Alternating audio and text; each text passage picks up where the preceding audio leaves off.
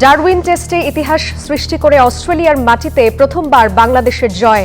Match সেরা হাসান মাহমুদ, প্রধানমন্ত্রীর অভিনন্দন। কংগ্রাচুলেশন, অনেক অনেক দোয়া থাকলো। আপনারা সবাই সুস্থভাবে আসেন। বাংলাদেশের মানুষ অপেক্ষা করছে আপনাদেরকে ওয়েলকাম করার জন্য। বিগত স্বৈরাচারের অব্যবস্থাপনার কারণেই বিদ্যুৎ ও জ্বালানি সংকট। কিশোরগঞ্জে প্রধানমন্ত্রী, কল্যাণমুখী রাষ্ট্র গঠনের অঙ্গীকার। আমাদের লক্ষ্য, আমাদের উদ্দেশ্য হচ্ছে যে বাংলাদেশকে একটি কল্যাণমুখী রাষ্ট্র হিসাবে গড়ে তুলতে চায়।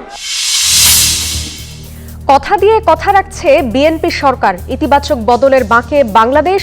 6 মাস পর মন্ত্রিসভা পুনর্গঠনের আলোচনা। বর্তমান সরকার তাদের যে সকল অঙ্গীকার ছিল, কমিটমেন্ট ছিল ম্যানিফেস্টোতে, সেগুলো কিন্তু পর্যায়ক্রমে বাস্তবায়ন করে যাচ্ছে। প্রধানমন্ত্রী নিশ্চয়ই মন্ত্রীরা যারা আছেন, মন্ত্রণালয়গুলো যা আছে সেগুলোর পারফরমেন্স ইভ্যালুয়েট করবেন এবং প্রয়োজনীয় ব্যবস্থা নেবেন। খাল খননের সুফল পাচ্ছে প্রান্তিক জনগোষ্ঠী। নির্বাচনী প্রতিশ্রুতি পূরণের উদ্যোগে প্রধানমন্ত্রীর প্রতি কৃতজ্ঞতা। এবারকার বছর আর কোনো ভেত্তা নিয়ে বাজেনি, মনে মনে খাল খোলাতে এত উপকার আছে। আশাবাদী এই খাল খননের ফলে আমাদের কৃষিতে এবং মৎস্য সম্পদে ব্যাপক একটি উন্নয়ন পরিলক্ষিত হবে। এবং রাষ্ট্রপতি পদে বিএনপির প্রার্থী মির্জা ফখরুলের মনোনয়নপত্র বৈধ ঘোষণা ইসির। বিধিসম্মত 11 দলের অলি আহমদের প্রার্থিতাও। স্বাগত নিউজ 24 সংবাদের সঙ্গে আছি আমি জান্নাতুল সাদিয়া। দেখছিলেন বিআরবি কেবলস সংবাদ শিরোনাম। এবার বিস্তারিত। 23 বছর পর অস্ট্রেলিয়ার মাটিতে টেস্ট খেলতে নেমে ইতিহাস গড়ল বাংলাদেশ। অজিদের তাদের ঘরের মাঠে নেমেই 9 উইকেটে হারালো টাইগাররা। সিরিজে এগিয়ে গেল 1-0 ব্যবধানে। ম্যাচ সেরা হয়েছেন হাসান মাহমুদ এবং এই বিজয়ে লেখা হলো বাংলাদেশের টেস্ট ক্রিকেটের অন্যতম গৌরবময় অধ্যায়, যে জয়ের সাক্ষী হয়েছে পুরো ক্রিকেট বিশ্ব। অস্ট্রেলিয়ার মাটিতে মাইটি অজিদের 9 উইকেটে হারিয়ে ইতিহাস লিখল বাংলাদেশ। যে ইতিহাসে কখনো ব্যাট হাতে অস্ট্রেলিয়ার বোলারদের শাসন করেছে তানজিদ তামিম, নাজমুল শান্তরা, আবার বল হাতে অজিদের ব্যাটিং লাইনআপে ধস নামিয়েছেন হাসান মাহমুদ, মেহেদী হাসান মিরাজরা। ডারউইন টেস্টের শুরু থেকে শেষ কোনো সেশনেই যেন টাইগারদের সামনে দাঁড়াতেই পারেনি অস্ট্রেলিয়া। প্রথম দিন থেকেই শুরু হয় বাংলাদেশের দাপট। বল হাতে আগুন ঝরিয়ে অস্ট্রেলিয়ার ব্যাটিংয়ে প্রথম আঘাত হানেন হাসান মাহমুদ। তার বিধ্বংসী বোলিংয়ে মাত্র 198 রানে গুটিয়ে যায় প্যাট কামিন্সের দল। আর ইতিহাসের পাতায় নিজের নাম লেখান হাসান, একাই শিকার করেন 6 উইকেট। জবাবে ব্যাট হাতে বাংলাদেশ আরও দাপুটে। অস্ট্রেলিয়ার মাটিতে নিজেদের টেস্ট ইতিহাসের অন্যতম সেরা ব্যাটিং প্রদর্শনীতে 426 রান স্কোরবোর্ডে যোগ করে টাইগাররা। গড়ে 228 রানের বিশাল লিড। প্রথম বাংলাদেশি হিসেবে অস্ট্রেলিয়ার মাটিতে টেস্ট সেঞ্চুরির ইতিহাস করেন তানজিদ হাসান তামিম। সঙ্গে অধিনায়ক নাজমুল হোসেন শান্তর 82 এবং মেহেদী হাসান মিরাজের কার্যকরী অর্ধশতক। সব মিলিয়ে অজিদের উপর চেপে বসে টাইগাররা। বাংলাদেশের বিশাল লিডের চাপ সামলাতে নেমে আরও বিপর্যস্ত প্যাট কামিন্সের দল। হাসান মাহমুদের আগুনের পরে এবার অজিদের টুটি চেপে ধরেন মেহেদী হাসান মিরাজ। একের পর এক উইকেট তুলে অস্ট্রেলিয়ার ব্যাটিং অর্ডারে তৈরি করেন ধস। তবে ধ্বংসস্তূপে দাঁড়িয়েও একাই লড়াই করে যান ক্যামেরুন গ্রিন। তার দুর্দান্ত সেঞ্চুরিও শেষ পর্যন্ত বাঁচাতে পারেনি অস্ট্রেলিয়াকে। মিরাজের ফাইফারে 282 রানেই থামে অজিদের দ্বিতীয় ইনিংস। বাংলাদেশের সামনে লক্ষ্য দাঁড়ায় মাত্র 57 রান। ইতিহাস তখন হাতছানি দিচ্ছে, প্রয়োজন মাত্র 57। অস্ট্রেলিয়ার মাটিতে বাংলাদেশের সবচেয়ে স্মরণীয় এক জয়ের জন্য।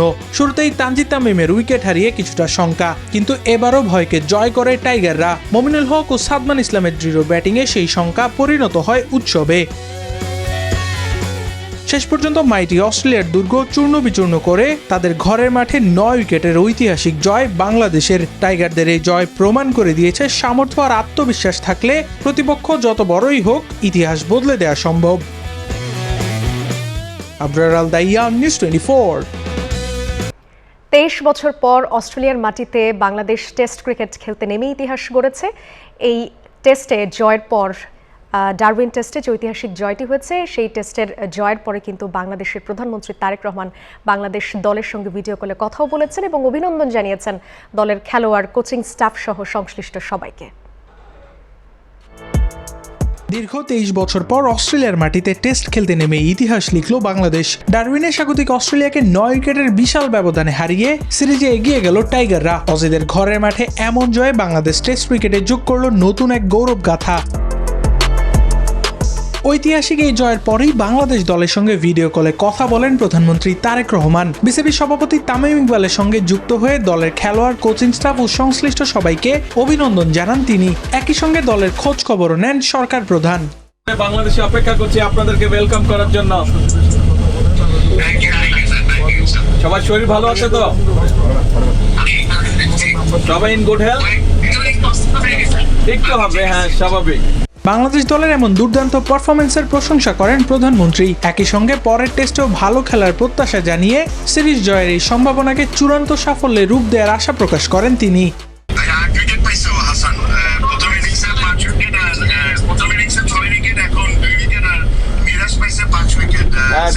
দেখলাম নিউজে। Excellent excellent. বগুড়ার না, ও বাংলাদেশের ছেলে। ও বগুড়ার না, বাংলাদেশের ছেলে। হি রিপ্রেজেন্ট বাংলাদেশ, নট বগুড়া। অস্ট্রেলিয়ার বিপক্ষে এর আগে 2017 সালে মিরপুরে জয় পেয়েছিল বাংলাদেশ। তবে এবার টেস্ট র্যাঙ্কিংয়ের 1 নম্বর দল অস্ট্রেলিয়াকে তাদের মাটিতে হারিয়ে নতুন ইতিহাস গড়ল টাইগাররা। আবরার আল দাইয়ান, নিউজ 24।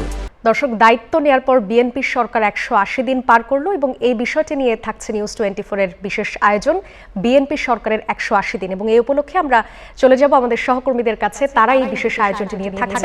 রয়েছেন সহকর্মী কলি।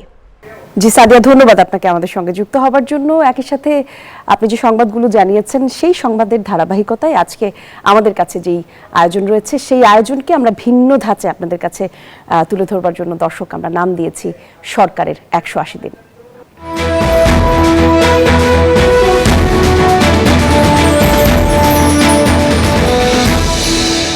দর্শক, আমি জান্নাতুল কলি আপনাদের সঙ্গে আছি এবং আমার সহকর্মীরাও আছেন শাহাদাত হোসাইন। আমি হোসেন শাহাদাত আছি। আগের ঘন্টায় আসলে আমরা চারজনই ছিলাম এবং আমরা চেষ্টা করেছি যে আসলে সরকারের যেই 180 দিনে আসলে সরকারের যে মূল্যায়ন সেটি বিভিন্ন মহল থেকে যেমন হচ্ছে, আমরাও আমাদের মতো করে আসলে চেষ্টা করেছি তথ্যপত্র দিয়ে সেটি দর্শকদের কাছে তুলে ধরার চেষ্টা করেছি এবং বিশেষজ্ঞরাও মতামত দিয়েছেন। এই ঘন্টাতেও আমরা আরো নতুন কিছু আপনাদের সামনে নিশ্চয়ই তুলে ধরবো। আমাদের সাথে অতিথিও আছেন, সংবাদ আছে আমাদের সাথে, আমার সাথে আরো দুইজন অতিথি সহকর্মী আছেন, নাফিসা আছেন। নাফিসা, শাহাদাত, কলি, দুজনকে ধন্যবাদ। দর্শক, আপনাদের সাথে আছি আমি নাফিসা হক এবং যেমনটি আমার সহকর্মী শাহাদাত হোসেন জানাচ্ছিলেন যে কিছুক্ষণ আগের ঘন্টায় কিন্তু আমরা জানাচ্ছিলাম সরকারের সাফল্য ব্যর্থতা নিয়ে বিভিন্ন কিছু চলছিল, মূল্যায়ন এবং একই সাথে জনসম্পৃক্ততার বিভিন্ন বিষয়াদি আমরা একই সাথে তুলে ধরার চেষ্টা করছি। এই ঘন্টাতেও তার ব্যতিক্রম হবে না। আমরা আরও কিছু বিষয় নিয়ে আসলে চুলচেরা বিশ্লেষণ বা জনগণের কাছ থেকে তথ্য উপাত্ত এনে আপনাদের সামনে হাজির করবার চেষ্টা করব। চলে যাচ্ছি পরবর্তী সহকর্মী রিশাদের কাছে। রিশাদ, ধন্যবাদ নাফিসা। আপনারা জানেন যে আসলে এই 180 দিন একেবারে খুব কম সময়, তবে তারপরেও একেবারে মোটা দাগে যদি বলি, তারপরেও কিন্তু জনতার আয়নায় আসলে এই সময়ে সরকার আসলে কেমন করছে, কোন দিকে যাচ্ছে, সেই বিষয়গুলো আসলে চুলচেরা বিশ্লেষণ হবে। কলি, আপনার কাছে যাচ্ছি। জি, যে খবরটি দিয়ে আসলে এই ঘন্টার খবর শুরু করতে চাই সেটি হচ্ছে বিগত সরকারের অব্যবস্থাপনায় বিদ্যুৎ এবং জ্বালানি সংকটের যেই ঘটনা, সেই ঘটনা দিয়ে আসলে শুরু করতে চাই। আর সে কারণে সাধারণ মানুষের যেই কষ্ট বা ভোগান্তির চিত্র সেটি নিশ্চয়ই আপনাদের অজানা নয়। প্রধানমন্ত্রী মন্তব্য করেছেন যে এই সব কিছুই দ্রুত তিনি সমাধান করবার চেষ্টা করবেন। কিশোরগঞ্জ সফরে ব্রহ্মপুত্র নদে মাছের পোনা অবমুক্তকরণ অনুষ্ঠানে মূলত তিনি এইসব কথা বলেছেন। একই সাথে সরকার প্রধান জানিয়েছেন যে বিদ্যুৎ সংকট মোকাবেলায় সংসদে 10 বছরের পরিকল্পনা তুলে ধরবে সরকার। আর দেশের যে সংকটের সুযোগে কিছু মানুষ যে রাজপথে বিশৃঙ্খলা করার চেষ্টা করছে সে ব্যাপারে অভিযোগ করেছেন প্রধানমন্ত্রীও।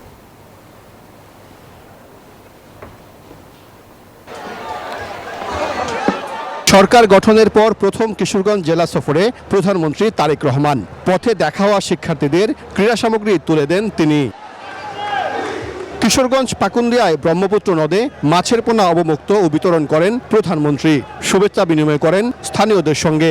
জানান পর্যায়ক্রমে দেশের সব নদী ও খালে মাছের পোনা ছাড়া হবে। প্রধানমন্ত্রী বলেন জনগণের ভাগ্যের উন্নয়নে হাতে হাত রেখে সবাইকে কাজ করতে হবে।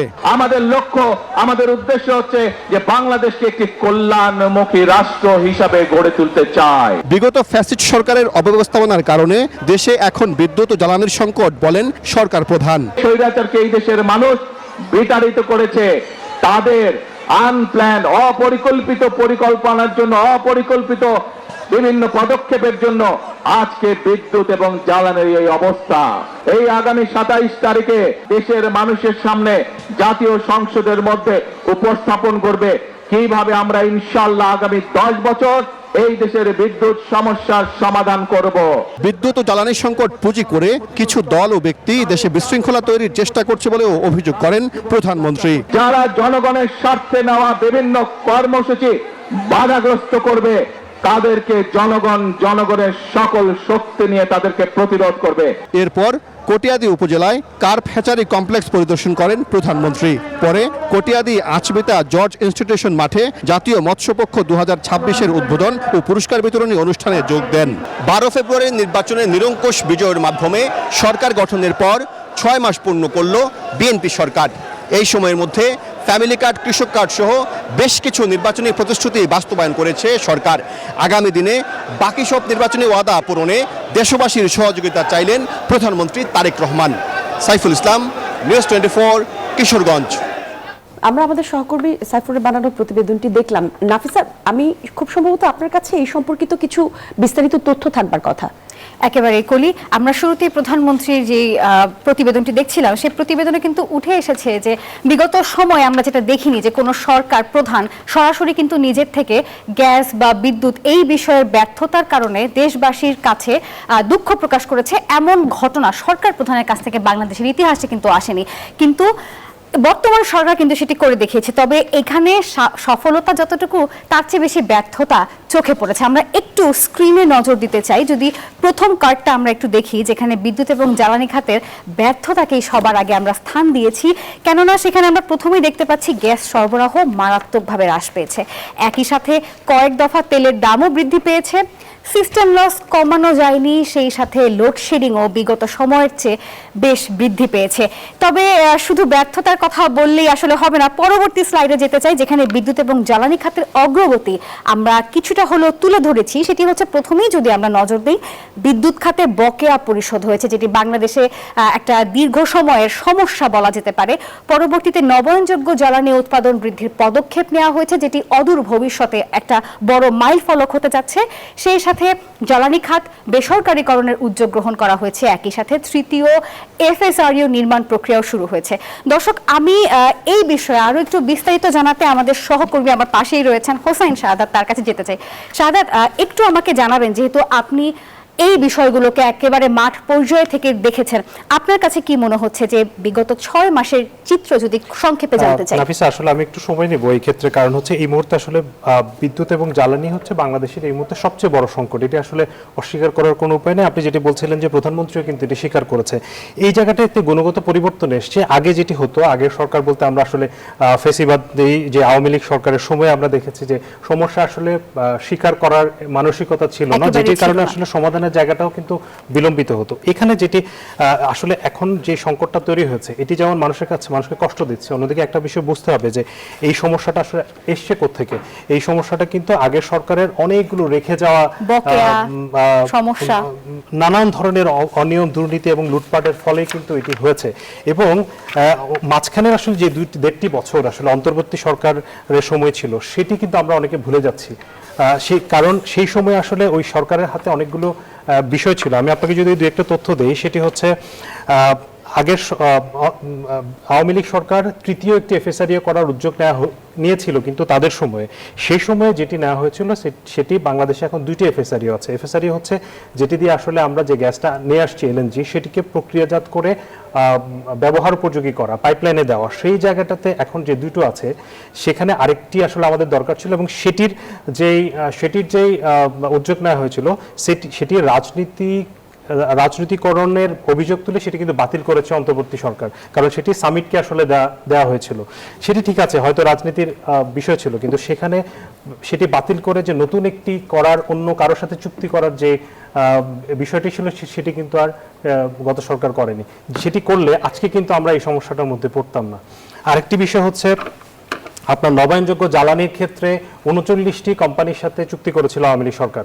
সেখানে অনেকগুলো কোম্পানি কিন্তু যোগ্যতার প্রশ্ন ছিল, অনেকগুলো বিষয় ছিল, কিন্তু সেখানে অনেক বড় বড় কোম্পানিও ছিল, কিন্তু বিদেশের যুক্তরাষ্ট্র, রাশিয়া, নেদারল্যান্ডসের বড় বড় অনেক প্রতিষ্ঠান ছিল।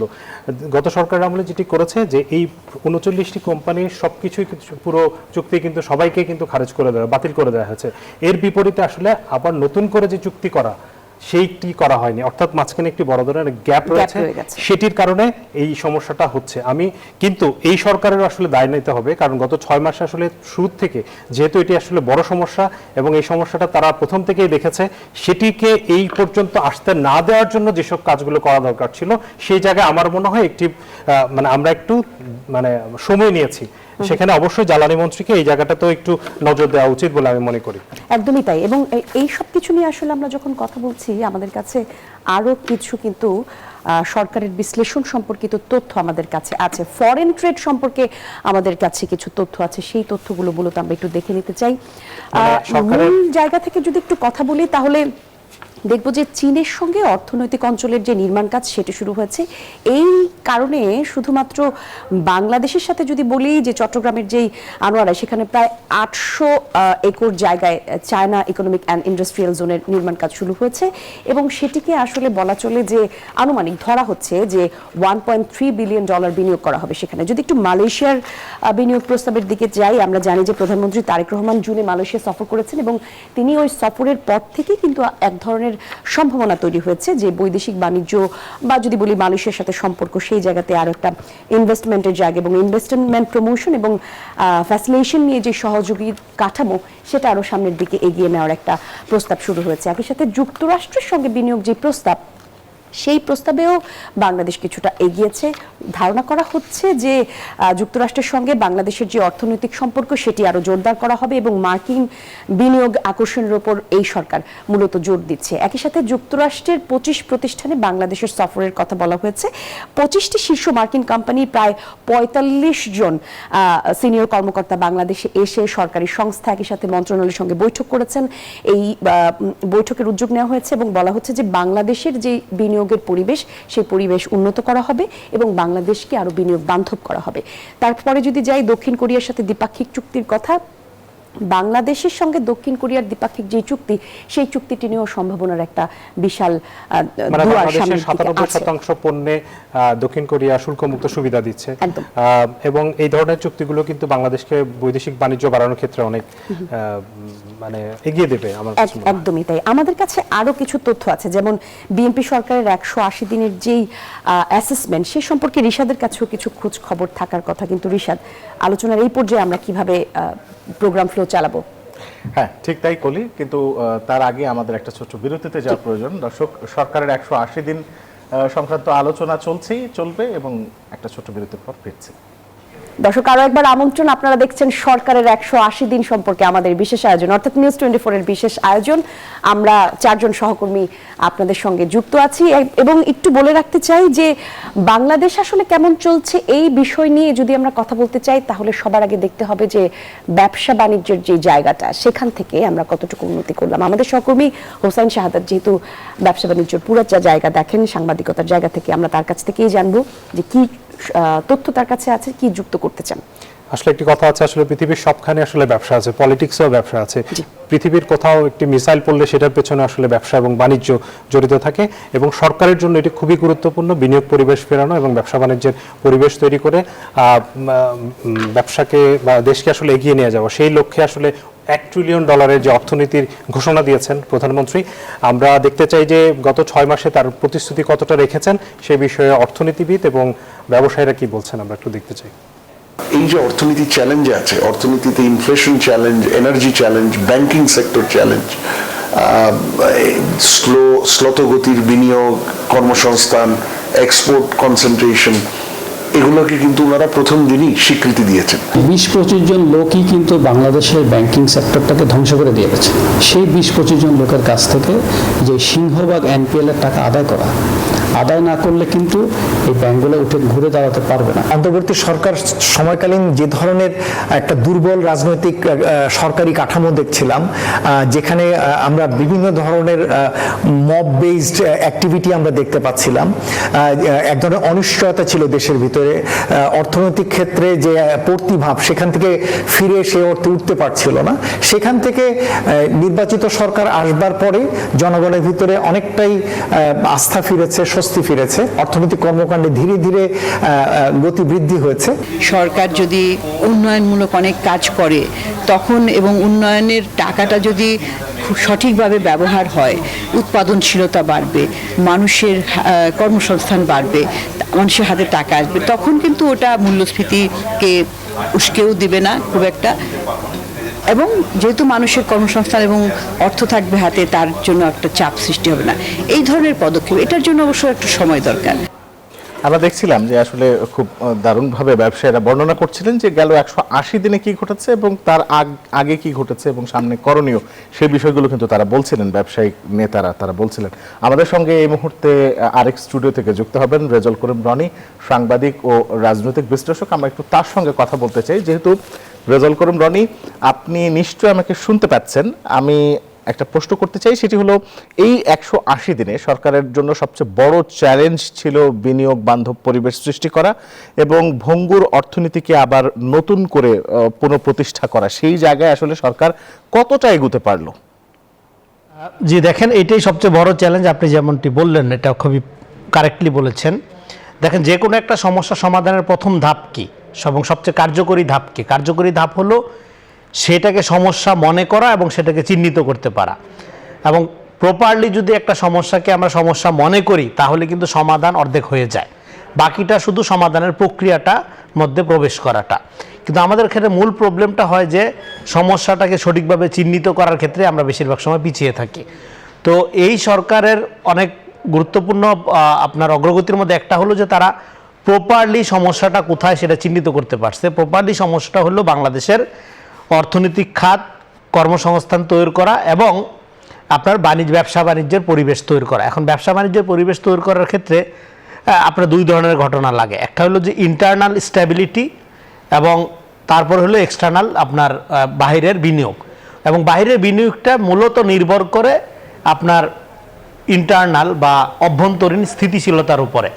এখন অভ্যন্তরীণ স্থিতিশীলতার পরিবেশটা আপনার বিগত হাসিনার আমলে সেটা আমরা সবাই দেখেছি যে একটা অনির্বাচিত সরকার থাকার কারণে বিদেশি বিনিয়োগকারীরা কিন্তু জানতো যে এই সরকার যে কোনো সময় আন্দোলনের মধ্যে পড়বে বা একটা অসন্তোষের মধ্যে পড়বে, ফলে একটা আনরেস্ট, অস্থিরতা তৈরি হবে এবং ব্যবসা বাণিজ্য করার মতো পরিবেশ এখানে থাকবে না। সেটার কারণে এখানে স্বাভাবিকভাবে বিনিয়োগ আসে নাই। সেরকম যে আরেকটা হলো পরবর্তী সময় ডক্টর ইউনূসের নেতৃত্বে যে অবস্থাটা ছিল, সেটা কিন্তু আপনি দেখবেন যে এমন একটা মপতন্ত্র কায়েম হয়েছিল যে অভ্যন্তরীণ স্থিতিশীলতার আপনার খুবই ঘাটতি ছিল এবং সাধারণ মানুষ খুবই বিরক্ত ছিল। তো সেখান থেকে আপনি এখন যদি এই নির্বাচনের পরে এই গভর্নমেন্টের প্রথম কাজ ছিল যে আইনের শাসনের দিকে নিয়ে যাওয়া।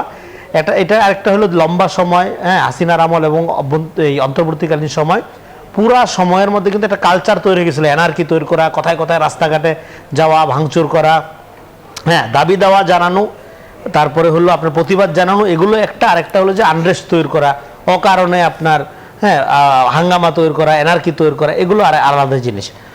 সো সেই জায়গা থেকে আপনার অভ্যন্তরীণ স্থিতিশীলতা ফেরানোটা একটা গুরুত্বপূর্ণ কাজ ছিল। সেক্ষেত্রে সরকার পর্যায়ক্রমে কিন্তু আইনের শাসনের দিকে যাচ্ছে, দলমত নির্বিশেষে।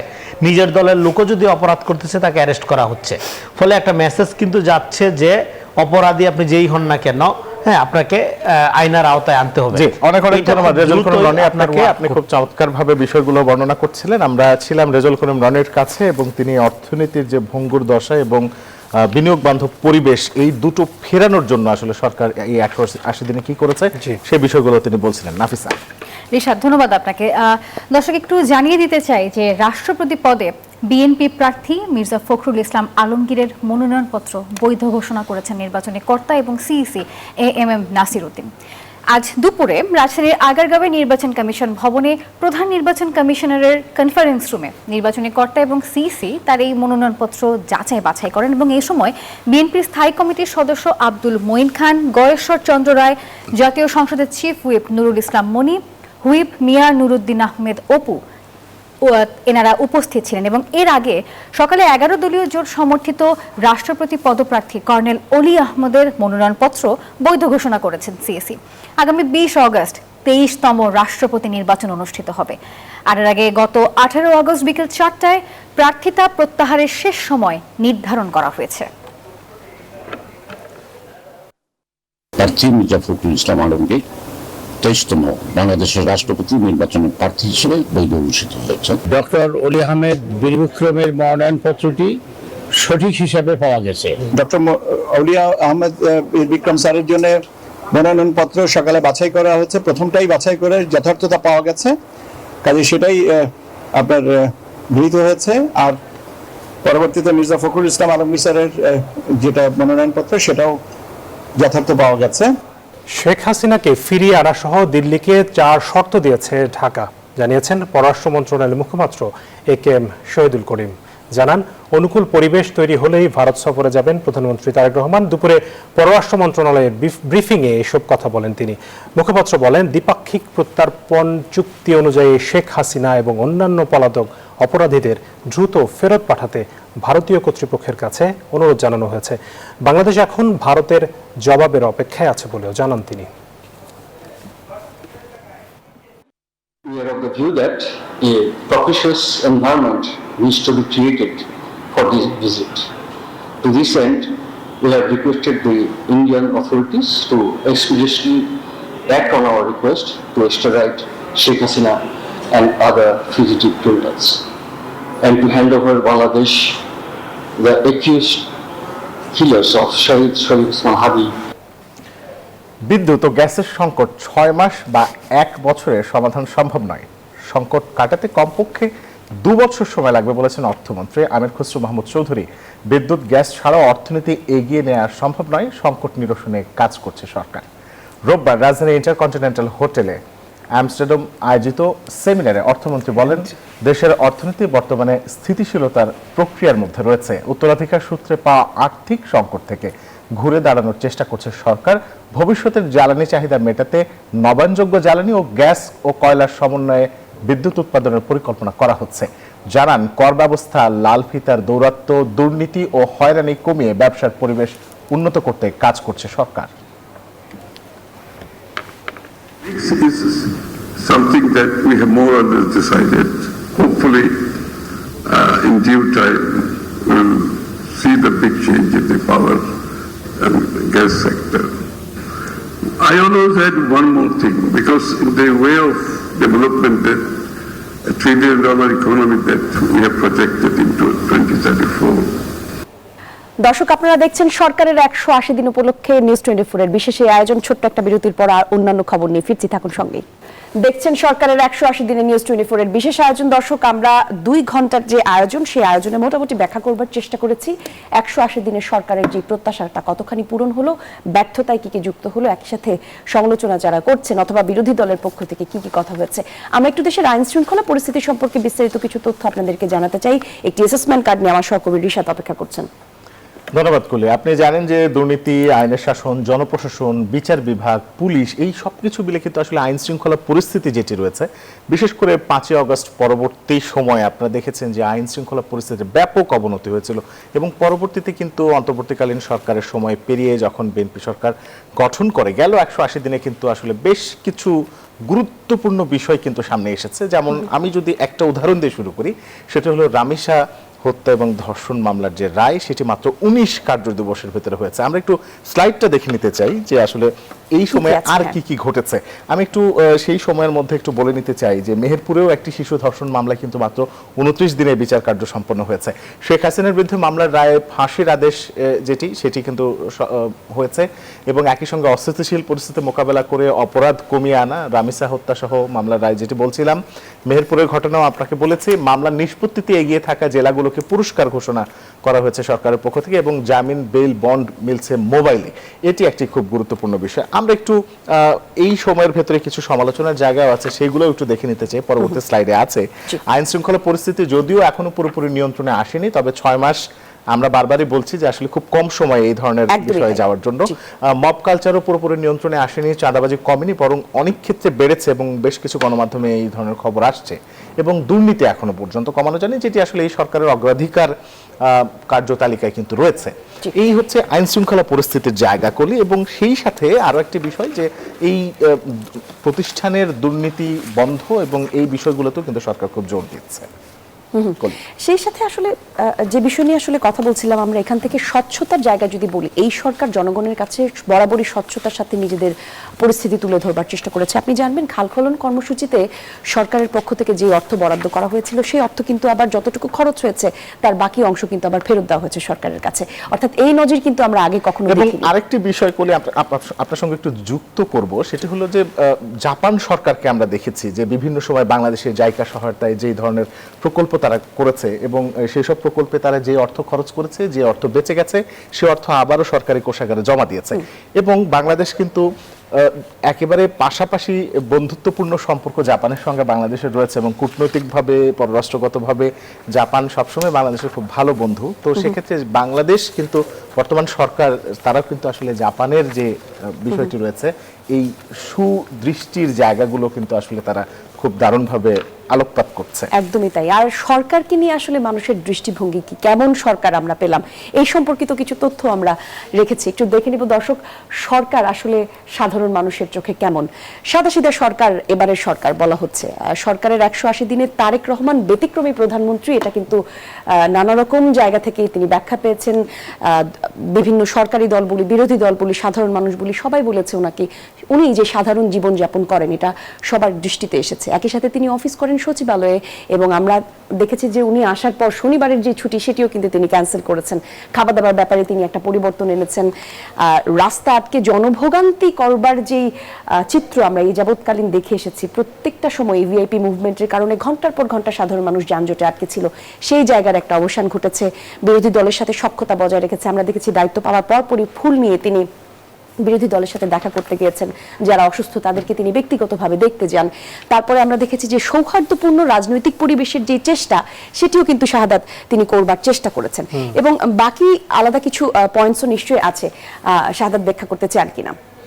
না, আসলে এইবার প্রধানমন্ত্রী, আমরা আসলে ব্যতিক্রমী প্রধানমন্ত্রী এই কারণেই বলছি যে আগের প্রধানমন্ত্রীর ক্ষেত্রে আপনি যদি দেখেন যে উনি যখন বক্তব্য দিতে আসেন, উনি প্রতিদিনই আসলে টেলিভিশনের সামনে আসতেন, নানান অনুষ্ঠানে আসতেন এবং ওনার যে বক্তব্য ছিল সেই বক্তব্যের মধ্যে আমরা এক ধরনের অ্যারোগেন্সি দেখেছি, আমরা এক ধরনের প্রতিশোধ পরায়ণতা দেখেছি এবং উনি সবসময় আসলে বিরোধী দলকে ছোট করে কথা বলতেন এবং সব ক্রেডিট উনি নিজে একা নিতে চাইতেন, যে আপনার হাতে মোবাইল ফোন কে দিয়েছে, আমি দিয়েছি, এই ধরনের কথাবার্তা বলতেন। সেই জায়গা থেকে আমরা পুরোপুরি মানে বাংলাদেশে কখনো এই ধরনের প্রধানমন্ত্রী, ওনার আসলে ভবিষ্যৎ আগামী 5 বছরে কই যাবেন, কি করবেন আমরা জানি না, কিন্তু ওনার এখন পর্যন্ত শুরুটা যেভাবে হয়েছে, উনি যে উদাহরণগুলো সেট করার চেষ্টা করছেন সেইগুলোই কিন্তু এই জায়গাগুলোতে উঠে এসছে, যে সাধারণ মানুষের সাথে মেশে, একজন কৃষককে বুকে জড়িয়ে ধরা এবং সচিবালয়ে হেঁটে আমরা অফিসে যেতে দেখেছি, জ্যামে আটকে থাকতে দেখেছি। এই বিষয়গুলো কিন্তু কখনোই একজন সরকার প্রধান হিসেবে কোনো সরকারকে আমরা দেখিনি।